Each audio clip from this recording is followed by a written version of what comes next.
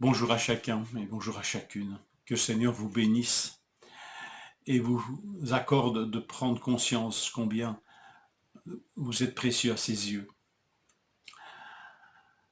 J'aimerais vous parler ce matin du petit du corbeau. On va me dire comment vas-tu arriver à nous parler du jeune corbeau au travers de Job.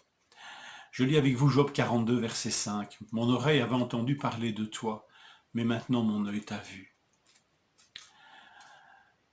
L'homme ici est appelé à voir Dieu, à voir l'œuvre de Dieu.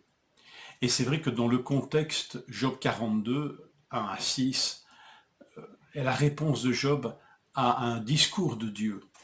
Discours de Dieu adressé à Job au milieu de la tempête, nous dit le texte. Job 38, verset 1. L'Éternel répondit à Job du milieu de la tempête. Et Dieu va manifester sa grande puissance et va questionner Job à son tour. Lui qui voulait tant questionner Dieu sur la raison de la souffrance qu'il endure, Dieu va lui retourner la question et va le questionner à son tour. Job, explique-moi. Toi qui veux poser des questions à Dieu, explique-moi comment toi tu vas faire pour créer et maintenir toute cette création en place. Et là nous avons une démonstration de la grandeur de Dieu, extraordinaire. À tel point que Job va dire, mais maintenant mon œil voit Dieu. Et pour ma part, je suis touché parce que c'est vrai que cette réponse nous renvoie à ce long discours de Dieu des chapitres 38 au verset et jusqu'au chapitre 41.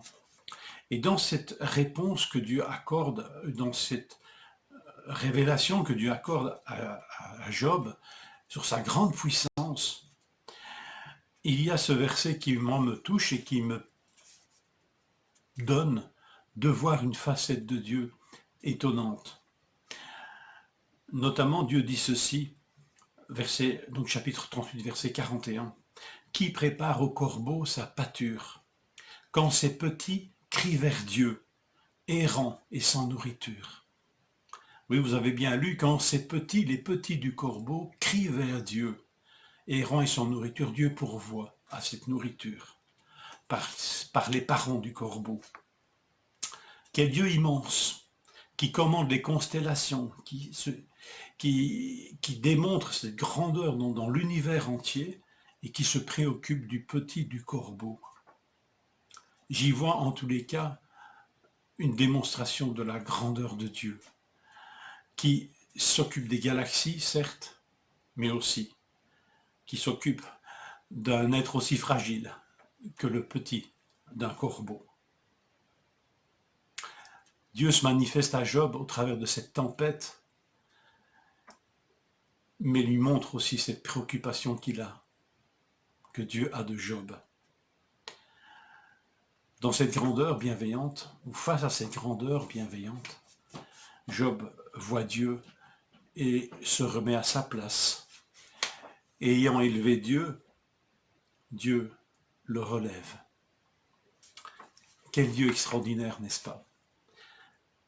Qui met en place les galaxies, mais qui aussi entend la voix du jeune corbeau affamé.